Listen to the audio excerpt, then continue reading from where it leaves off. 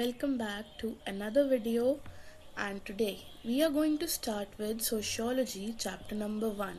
Like, according to course curriculum it is chapter number 2, but according to marks wise, chapter number 1 is non-evaluative. Like, it won't be asked, any question won't be asked in the exam about it, but it's like introductory chapter, so you can read or know basics about it.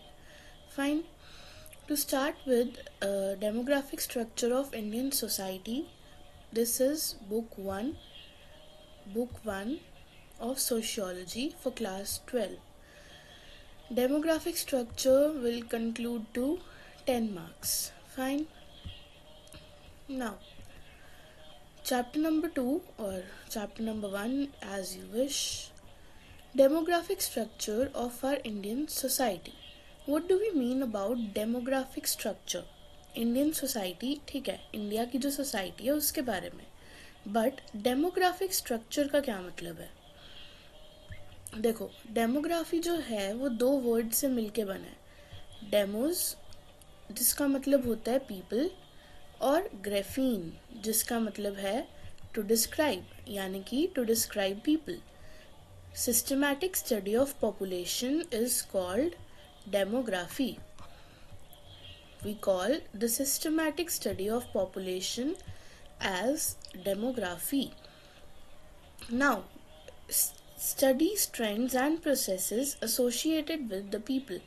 मतलब जो भी processes या फिर trends का मतलब यहाँ पर जैसे ग्रोथ रेट या फिर बर्थ रेट, डेथ रेट, वो सब कुछ. And structure and composition of the people. ये रही आपकी define demography. Demography is a systematic study of population of a country. किसी एरिया, कम्युनिटी एट्सेट्रा की सिस्टमैटिक स्टडी. किसकी? उसके पॉपुलेशन की. The term is composed of two words, demos meaning people and graphein meaning describe. Systematic study of population is called demography. Easy? Now, types of demography. हमारी जो demography है उसके दो types हैं, formal and दूसरा है social. इनका difference important answer है, तो एक बार अच्छे से प्रिपेयर कर लेना. फॉर्मल का मतलब है, फॉर्मल डेमोग्राफी जो होती है वो क्वांटिटेटिव फील्ड में काम करती है. क्वांटिटेटिव फील्ड मतलब नंबर से रिलेटेड, कि जैसे हम जैसे मैथ में क्वांटिटी वाइज देखते हैं ना, तो फॉर्मल डेमोग्राफी नंबर वाइज काम करती है. It is concern with measurement and analysis. मतलब ये मेजरमेंट देखती है और उस मेजरमेंट से एनालिसिस निकालती है. एनालिसिस मतलब उसको एनालाइज करती है कि क्या बर्थ रेट चल रहा है, क्या डेथ रेट चल रहा है, एट्सेट्रा एट्सेट्रा. फिर दूसरा है हमारा social studies about social, political and economic aspects of the population. कि सोसाइटी कैसी है, पॉलिटिकल स्ट्रक्चर कैसा है, इकोनॉमिक एस्पेक्ट्स मतलब GDP and all. Inquires into wider causes and consequences of population structure and changes. मतलब wider causes यानी बड़े causes में ये देखती है, और population structure और changes के consequences को भी ये देखती है. अब social demography is also known as population studies, यानी population के बारे में जानना.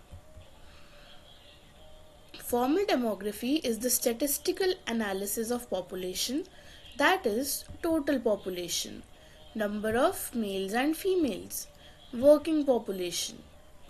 Social demography includes birth rate, death rate, migration, etc. मतलब formal demography यानी numbers और numbers को analyze करना.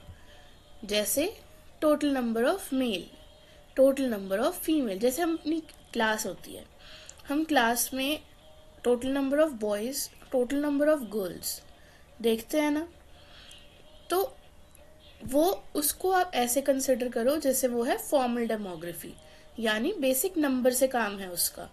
टोटल स्टूडेंट्स, जैसे हमारी क्लास में टोटल स्टूडेंट्स हैं 32, और नंबर ऑफ गर्ल्स और नंबर ऑफ बॉयज में भी लाइक कुछ भी लगा लो, तो वर्किंग पॉपुलेशन एटसेट्रा। ठीक है। सोशल डेमोग्राफी, अगर हम वही क्लास का एग्जाम्पल देखें तो सोशल डेमोग्राफी का मतलब होगा जैसे कि परसेंटेज वाइज क्या हमारी क्लास का स्ट्रक्चर है, या फिर प्रेजेंट रेशो कितनी है, मतलब जो प्रेजेंट स्टूडेंट्स हैं वो कितने हैं, या फिर एब्सेंटीज कितने हैं, तो ये सब। डिफरेंस, अब फॉर्मल और इनफॉर्मल डेमोग्राफी का डिफरेंस इम्पॉर्टेंट है। Formal demography is to do with statistics, इसका स्टैट से सारा काम है, no aggregates. Whereas social demography is concerned with changes or consequences of the population of a society and how it affects us. मतलब formal demography का काम सिर्फ number से है, सिर्फ स्टैट्स मतलब सिर्फ डाटा इकट्ठा करना। नो एग्रीगेट्स मतलब एग्रीगेशन वगैरह नहीं होती इसमें। जबकि हमारी जो सोशल डेमोग्राफी है वो चेंजेस और कॉन्सिक्वेंसेस हमारी पॉपुलेशन को लेके जितने भी हैं कि हमारी पॉपुलेशन में क्या चेंज हो रहा है, बर्थ रेट बढ़ रहा है, डेथ रेट कम हो रहा है, या डेथ रेट बढ़ रहा है, बर्थ रेट कम हो रहा है, तो ऐसी चीज़ों पे हमारी जो इनफॉर्मल डेमोग्राफी है वो काम करती है, social demography basically. I am like formal and social. Two types of demographies, formal, social. Formal, informal नहीं, formal, social. Next, डेमोग्राफी और सोशियोलॉजी के बीच में क्या रिलेशनशिप है। अब देखो, दो सेम मतलब सेम नहीं, दो अलग अलग प्रोसेसेस जो हैं साथ साथ साइमल्टेनियसली, जैसे साइमल्टेनियसली काम कर रहे थे, साइमल्टेनियसली हो रहे थे, ठीक है, सेम टाइम पे। यूरोप में 18th सेंचुरी में नेशन स्टेट्स की फॉर्मेशन हो रही थी और साथ साथ मॉडर्न साइंस ऑफ स्टैटिस्टिक्स की शुरुआत। अब ये इम्पोर्टेंट क्वेश्चंस हैं, 1 मार्कर में भी आ सकते हैं, मे बी केस बेस्ड वगैरह या फिर असर्शन रीजनिंग वगैरह। तो ये जो है इम्पोर्टेंट क्वेश्चंस हैं, इम्पोर्टेंट 1 मार्कर या 1 लाइनर है। सेंसस इंडिया में सबसे पहले कब हुआ? 1867 टू 1872। जो ये सेंसस है 5 साल का सेंसस रहा, ये किसने करवाया था? ब्रिटिशर्स ने। पहला मॉडर्न सेंसस कहाँ हुआ था? अमेरिका में, अमेरिकन सेंसस ऑफ 1970 में हुआ था। अब रेगुलर 10 ईयरली सेंसस, इंडिया में 10 ईयर्स के बाद सेंसस होता है। ये एक एक्सेप्शन है जो ऊपर वाला सेंसस है 67 टू 72 वाला, क्योंकि ये 5 ईयर्स का था। ऑफिशियल सेंसस जो है हमारे इंडिया में 10 ईयर्स, एवरी 10 ईयर्स होता है। डेसीनियल है, 1881 से स्टार्ट हुआ एंड लास्ट सेंसस जो है हमारा 2021 में हुआ था। India's census is largest such exercise in the world, since China, which has slightly larger population, does not conduct regular censuses. मतलब इंडिया सबसे लार्जेस्ट, पूरे के पूरे वर्ल्ड में लार्जेस्ट एक्सरसाइज है सेंसस की। मतलब ये इंडिया ही एक ऐसी कंट्री है, सबसे लार्जेस्ट कंट्री है जो अपनी कंट्री में सेंसस कंडक्ट करवाती है। अब पॉपुलेशन वाइज देखें तो लार्जेस्ट। अब क्यों चाइना इंडिया से भी ज़्यादा पॉपुलेटेड है? वो इसलिए क्योंकि चाइना में रेगुलर सेंसस नहीं होता, तो इसलिए हम इंडिया जो है हमारा लार्जेस्ट कंट्री है। नेक्स्ट, हमारे पास जो डेमोग्राफिक डेटा इकट्ठा होगा, हमने डेमोग्राफिक डेटा इकट्ठा कर लिया, जैसे हमने नंबर्स वगैरह सब देख लिया। अब हम क्या करेंगे, उसका इम्पोर्टेंस क्या है। हमने देख लिया डेमोग्राफिक डाटा क्या होता है, स्टडी ऑफ पॉपुलेशन, ठीक है। दो टाइप्स हैं, फॉर्मल, सोशल। अब हमने डेटा कर लिया, क्या फ़ायदा उसका, हम क्यों, मतलब कुछ इम्पोर्टेंस है? तो हाँ, बिल्कुल है। इम्पोर्टेंस या फिर यूजेज डेमोग्राफिक डाटा की क्या है? प्लानिंग और implementation of state policies.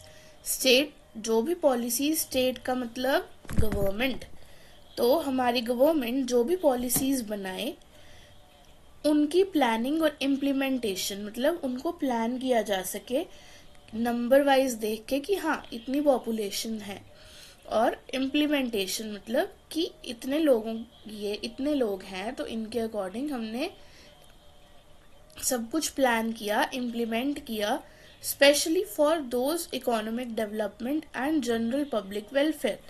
Economic development मतलब अगर हमारे पास डेमोग्राफिक डाटा होगा, डेमोग्राफिक डाटा मतलब working population, employed population, unemployed या स्किल्ड अनस्किल्ड पॉपुलेशन, ये सब, तो हमारे पास जो है इकोनॉमिक डेवलपमेंट में काफ़ी फ़ायदा होगा, क्योंकि at the end of the day government को ये डाटा से पता लग पाएगा कि इतनी पॉपुलेशन है, इतनी परसेंटेज जो है अनएम्प्लॉयड है, तो हमें इनके लिए कुछ करना है, इकोनॉमिक डेवलपमेंट होगी।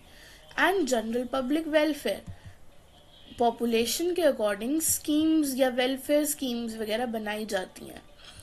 Now, first census conducted in independent India. Independent India में पहला सेंसस कब हुआ? 1951, यानी इंडिपेंडेंस के बाद, 1947 के बाद। मोस्ट रीसेंट सेंसस 2011 का जो सेंसस है वो हमारा मोस्ट रीसेंट सेंसस है। अब अभी तक हमारे कितने सेंससेस कंडक्ट हो चुके हैं? टोटल 7 डेसीनियल सेंससेस, मतलब 10 साल के गैप में 7 सेंसस हो चुके हैं। Indian census is the largest such exercise in the world. Why? क्योंकि चाइना की पॉपुलेशन स्लाइटली ज़्यादा है इंडिया से, बट वो रेगुलर सेंसस नहीं करवाता। अब इमाइल डर्कहिम ने एक स्टडी की थी जिसमें उन्होंने वेरिएशंस बताए थे इन suicide rates like across different countries. इन्होंने आर्ग्यू किया था कि रेट ऑफ सुसाइड जो है, यानी नंबर ऑफ सुसाइड्स पर 10 lakh population had to be explained by social causes, even though particular suicide may have involved particular reasons, personal reasons। इसका मतलब है कि ठीक है, हो सकता है कि कुछ पर्सनल रीजंस हों जिस बंदे ने सुसाइड किया उसके, but at the very same time उन्होंने यहाँ पर आर्ग्यू किया कि सुसाइड का रेट, यानी जितने नंबर ऑफ सुसाइड हुए हैं उनको सोशल कॉजेस से भी थोड़ा एक्सप्लेन करना पड़ता है कि उनकी सोसाइटल कंडीशंस कैसी थी। इसे हम कहते हैं इमाइल डर्कहिम की suicidal study. Process of demography, demographic structure पहले देखेंगे कि कितने नंबर ऑफ पीपल हैं एक एरिया में, फिर उसके बाद प्रोसेसेस यानी birth rate, death rate, migration etcetera, फिर सोशल स्ट्रक्चर कि एक एरिया की कॉम्पोजिशन जो है वो कैसी है, फिर सोशल प्रोसेसेस